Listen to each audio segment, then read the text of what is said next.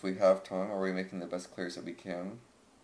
Offensively, I'm looking at, if you're off the ball, what kind of spacing are you giving? Are you looking at the defense? Are you picking and choosing which balls you go for? And where are you positioned? Are you giving your teammates space to support for both success and failure? Let's see.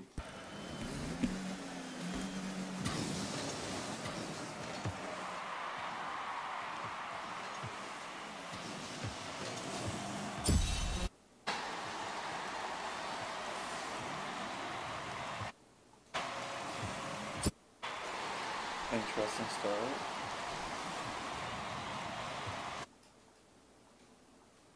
I mean, I get it, this happens every now and then, but...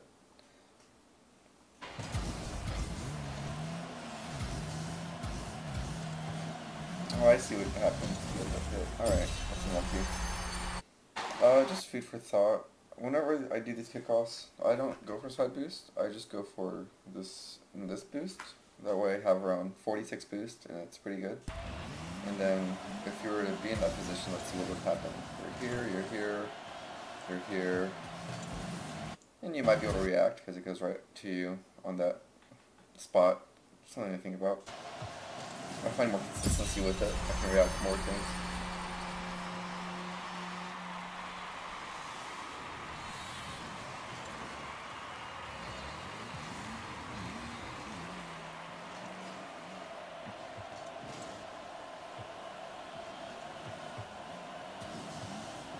Should be your ball.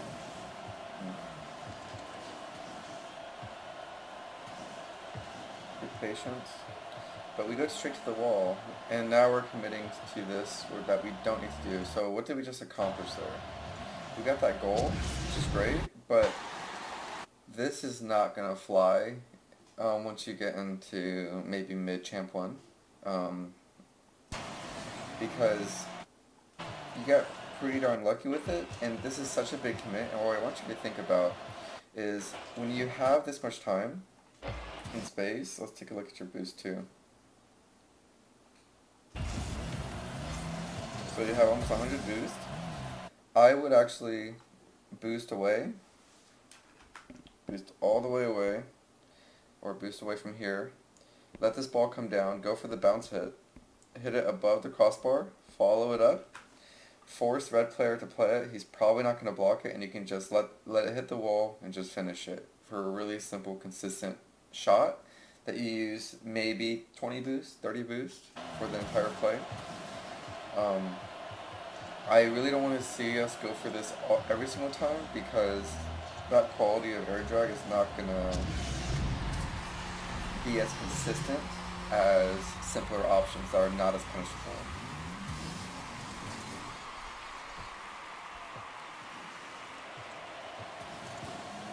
Like this. This is exactly what I want you to do. So notice how much pressure he puts whenever. So now he's taking his time. He's doing exactly what I talked about. And it forces the defense out of position, and you get an open net shot. And this is what I try to play for, because it's much less punishable. He's able to recover very quickly, and they can keep the pressure on you until they get this goal. So it's kind of funny, but it's like a perfect example. So let's take a quick look at this whole play from their perspective, just so you can see the spacing I would like you to emulate. Letting the player in the center get the hit. It's a really solid hit. Goes for the follow, absolutely. Notice how Fat Chunk doesn't commit yet. He's containing you guys. He's not just committing and going for a silly hit. His teammate's not ready yet. So he's waiting for this ball. He waits to get a really good challenge. We get pulled out from the center, and we get punished. Now, from your perspective, real quick, whenever your teammate's going to clear it in the side right here, we always want to cover it inside the net. So you get pulled out. Let's see. And so this decision is going to be, it cost us the goal. If we were to turn back into net and turn around and get behind this line, look how much. So now you can actually use your teammate, pass it to him, and possibly already have another goal scoring opportunity. Whenever your teammate's clearing the ball on your own half, I always sit behind the line for this exact reason. I want to be prepared for his mistake, And if he gets the ball above the halfway line, then I can push it and I can push with him. But this goal that is an easy shot, we want to be able to contest it because it's totally avoidable and it's totally blockable. So that's why I like defending from the center, so that we don't give them anything easy. If they're going to score, they're going to really put good effort into it and make really good shots. Let's continue. This is better. We have that time.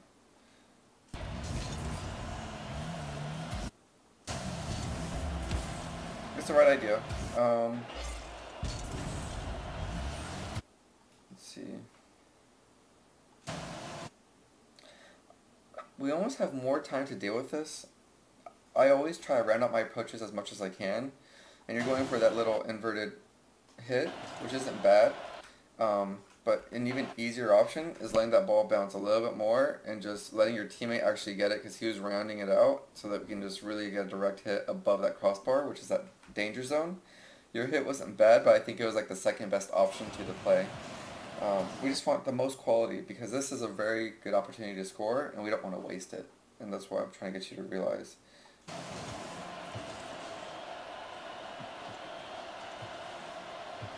Teammate's real patient, that's really nice. Okay, let's see how you support him. Good read, good patience. I really like the fact that you're judging it. So right now, the defenders are very, they're screwed. They have bad position. The best clear they're going to get is going to land somewhere around here, and we're judging that potential based on what we see. You put on the brakes, which is so important. You let it come down, make sure that you have a clear opportunity, and you get to attack. That is what I want to see every single time offensively. Picking and choosing which ones we go for, and making sure that we're not going just because we hope they miss. We're going because they're already messed up, and we have the opportunity. It's guaranteed. Really nice. This is what I want you to do too. Look what your teammate does. He has time, he rounds out his approach, gets a boost, and he gets a bounce hit. Always go for those bounce hits. Always round out your approach. That's really nice. Look at this dangerous situation we create. Okay, I don't agree with him chasing it like that, but let's see what you do. Good, really good. Getting it back into play. Let's see.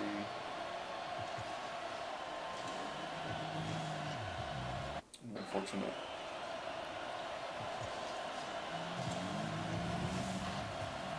Pathing was a little sloppy, but we're recovering, so let's keep going.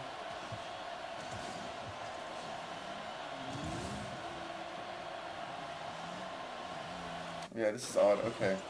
I understand you probably have zero boost, huh? Yes, okay.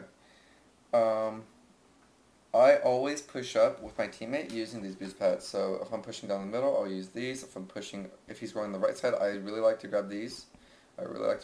You'll have over 40 boosts, which is more than enough to make a play. So as soon as you're playing the ball here, okay, you get the pass, and you're in a really good position. If I was you, after I make that pass, I would grab this boost, I would grab this boost, I would grab this boost, I would grab this boost. So if you were to do that, ball's being played, grab this boost, grab this boost, grab this boost, grab this boost. Now we can play it back very easily and create lots of pressure. So we can put that ball right on the wall, roll it all, and hopefully your teammate can turn and get the first touch on it. But because our pathing went all the way back to the corner, we're not ready for it, we're not involved in that play, and we can't maintain that pressure as well. So it's something to consider highly. Never go for these back boost pads when you really don't have to. Only go for these back boost pads when we clear the ball, we relieve pressure, and we don't have immediate threat onto their goal.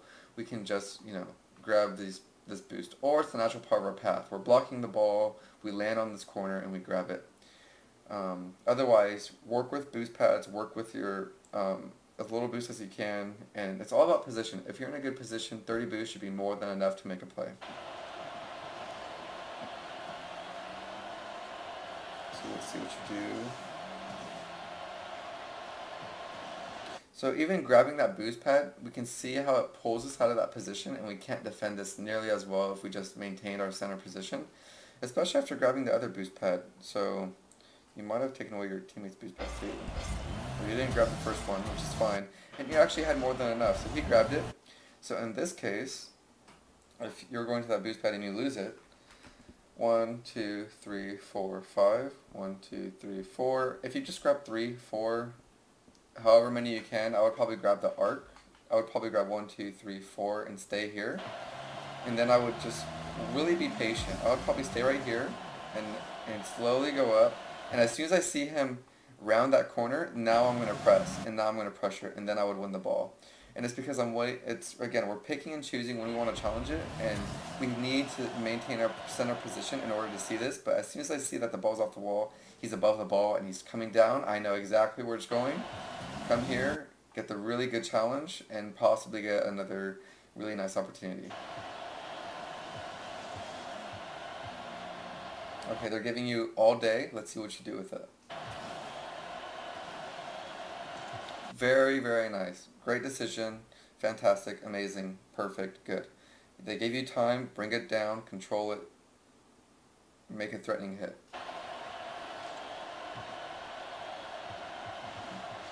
Very good patience. Nice try. I respect it. Ooh. What happened here? So, if I was you personally,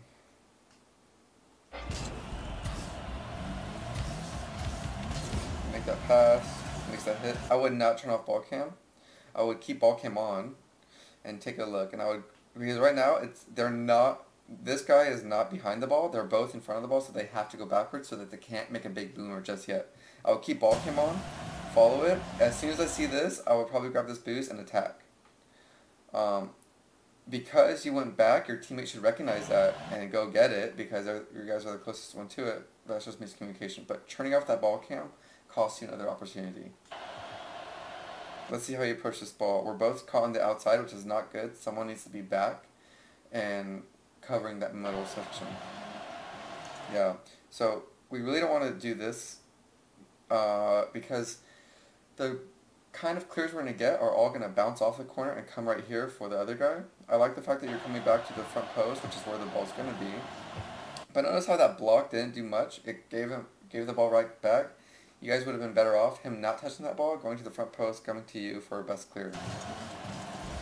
Good recovery, good defense. Really good flick, nice shot.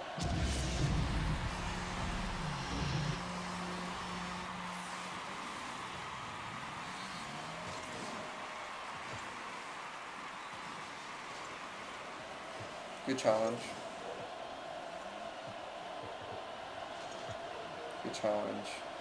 What's your rotation doing? In your position, I would probably grab 1, 2, 3, 4 and stay in play. So we really want to work on our pathing. So if I'm you right now and I got in this position, I grab this boost, I grab this boost, I grab this boost, I grab this boost, I grab this boost, and now I'm here, and now we can react and get this ball. Disagree with this. Look how much time we have. This is just time recognition. So half the time we're recognizing when we have time we're using it really well, half the time we're rushing it. You can literally let this ball, if you really want, like bounce off this floor, like the second bounce, and hit it into the corner and follow it up for your own pass. But right now we're just throwing another opportunity away. And the higher ranks you're going to get, the less opportunities you're going to have, and the more you're going to have to make out of every opportunity, which is why I'm being so critical on these, on this like no pressure, all time in the world, what we do with the ball, because I can see that your mechanics are really good, so we want to use those mechanics to the best of our ability and not just waste. Yeah, that's pretty. This is really good pressure from you. Let's see what you do with it. So you're reading it. Not bad. The second best option would probably be, right now, you're creating tremendous pressure, even though he still has the first touch on the ball, which we have to recognize and respect, which you don't really do. You kind of commit a little bit too hard, because now you're leaving your teammate on a 2v1 situation, which is kind of unfortunate. What you can do to avoid this and kind of use this position to the best of your ability is just maintain this pressure and just shadow him from here. and force him into your car. As soon as he gets close, now you challenge him, now you win the ball. Hopefully it buys your teammate more time, he can read it, and he can react better. But going in for this goal is pretty greedy, and it's kind of unrealistic too. And it's going to cost us another opportunity that we could have defended and kept the ball pressure up in there, and it costed us in the goal. So, absolutely, whenever we have to just be honest. He has touch, he has control, he's right there next to it. We need to respect it and just create that pressure, fake the challenge, mirror him, challenge him later, win the ball, avoid this situation. It's a good shot.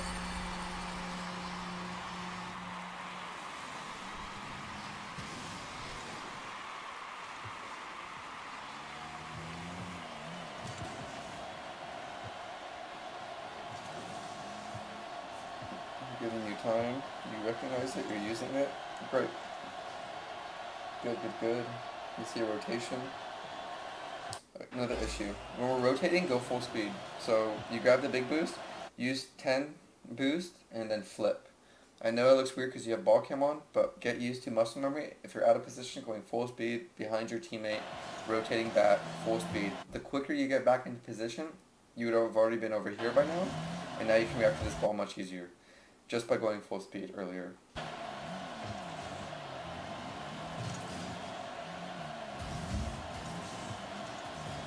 Your teammate should be covering you, he's not. Let's see what you do with this position. Really good decision, unlucky with that demo.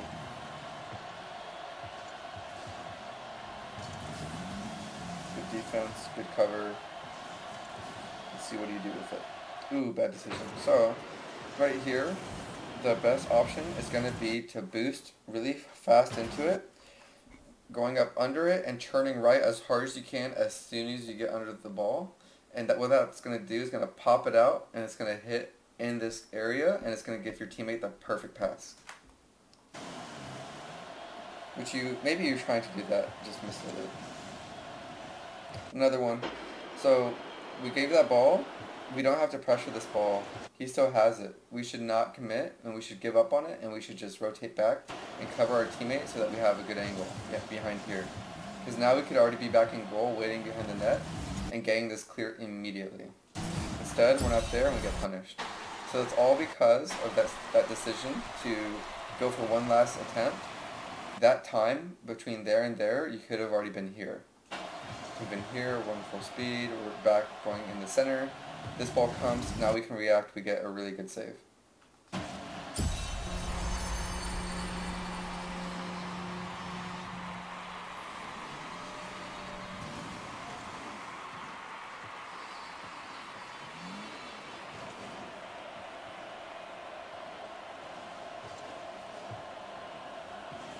That's unfortunate. Let's see. In general, in this situation, they have a defender up, and the ball's inside this arc of boost pads.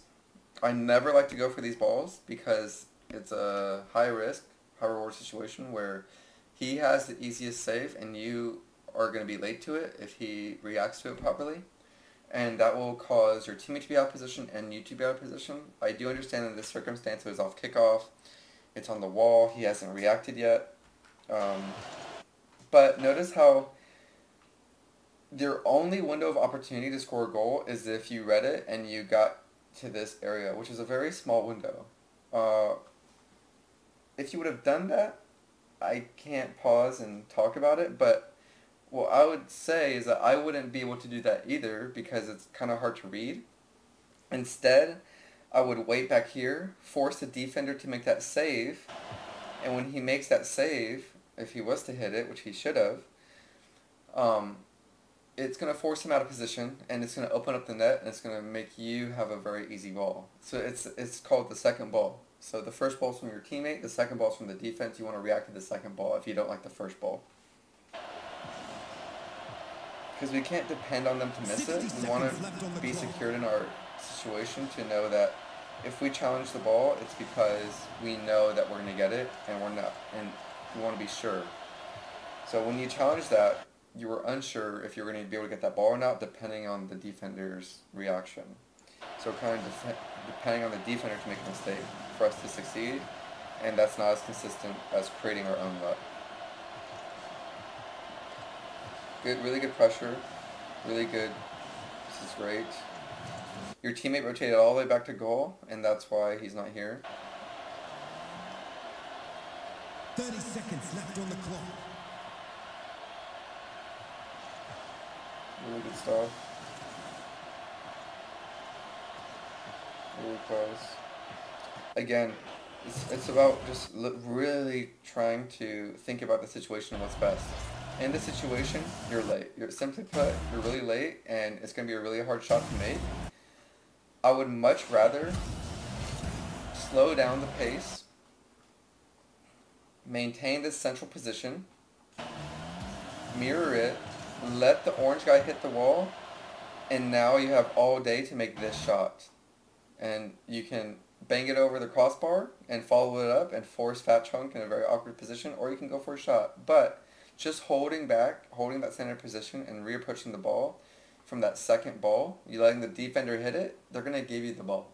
And that's what I want you to recognize. So there was about 3 or 4 opportunities that we had that was just from not being patient enough and not taking the time when we needed it. And that's going to be game. Yeah.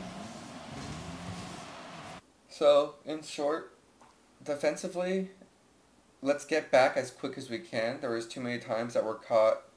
Our pathing was all over the place. We're going all over the field when we can just grab boost pads, use this one, or use this one. Get back as quick as you can. Make sure that you're going full speed. Turn around in the net, face the ball, go get behind the line, and just wait for that ball to come to you. You're going to be able to make way more saves that way. Also, when we're clearing the ball out of defense, let's not pressure with our teammate. Only when we know that he has the ball clearly and he has clear possession and he's clearly getting the ball over the halfway line, then we can pressure. Otherwise, if we're unsure, always sit behind the net and just wait for that ball. Because if he messes up, you have to be the one to react. It's going to be your responsibility to cover his mistakes.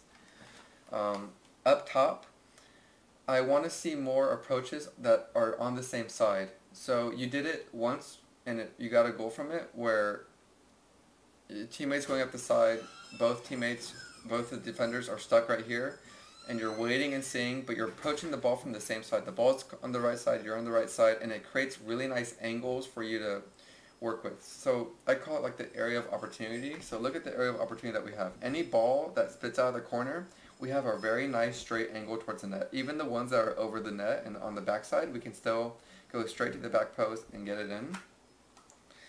If we're stuck in the middle when these plays happen, any ball that is now on that right side, we have to go here and shoot here. And it's an inverted hit, which is way less consistent and way less powerful. So it's all about thinking about the simplest angle, the simplest solution, and often it's all about holding that center, holding back a little bit, and cheating on the side wherever the ball's on. And it's going to create a lot more opportunities and picking and choosing which ones to go for. So just think about those two things. Defense in the center, getting back as quick as we can, and our offense in the center. And picking and choosing which ones we go for, and making sure that the last thing, when we recognize when we have time, half the time you used it and it was perfect, half the time we wasted it. And those are the moments where if you let it bounce once, twice more, it's not going to change the defenders. They're going to stay back. You're going to have just a better hit and a better opportunity to succeed. So yeah, good luck.